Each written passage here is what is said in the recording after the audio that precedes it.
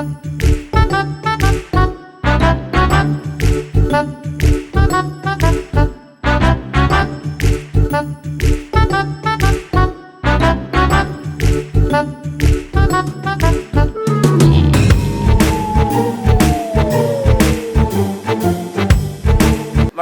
தொகுதி மொடக்குறிச்சி மற்றும் கொடுமுடி வட்டத்தில் அமைந்துள்ள சில அங்கன்வாடிகளின் அடிப்படை வசதிகளான மின்சாரம், குடிநீர் வசதி, கழிவறை வசதி கூட இல்லாமல் குழந்தைகள், அங்கன்வாடி பணியாளர்களும் சிரமப்படுகிறார்கள்.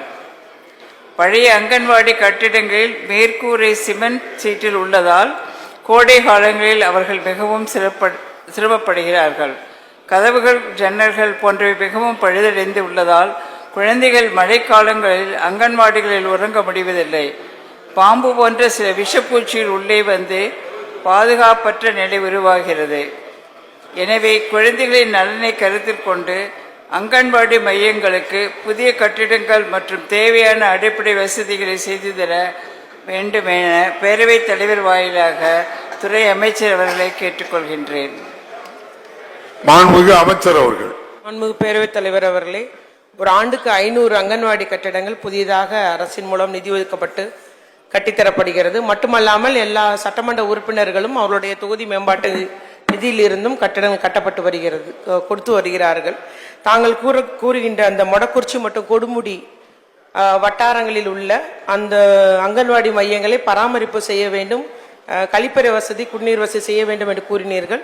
குறிப்பிட்டு அதாவது இந்த மைய எண் அல்லது இந்த ஊராட்சியில் உள்ள எண் மையங்கள் என்று சொல்லுமாயின் உடனடியாக அதற்கு பராமரிப்பு செய்யவும், கழிப்பறை வசதி போன்ற வசதிகளை செய்து தரும் நடவடிக்கை எடுக்கப்படும், இந்த அரசு எடுத்தரும் என்பதை கூறிக்கொள்ள விரும்புகிறேன்.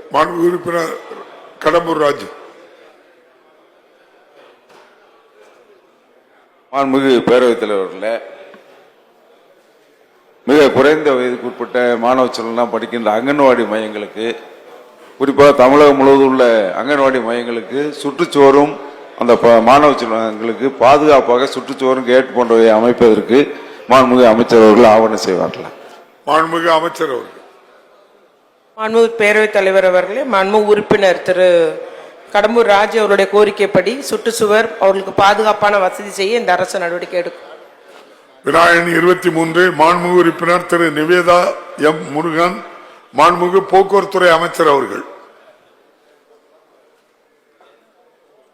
பேரவைத் தலைவர் அவர்களே, உறுப்பினர் அவர்கள் வைத்த கோரிக்கை நிறைவேற்றப்பட்டு அந்த பேருந்து இயக்கப்பட்டு விட்டது என்பதை சபைக்கு தெரிவித்துக் கொள்கிறேன்.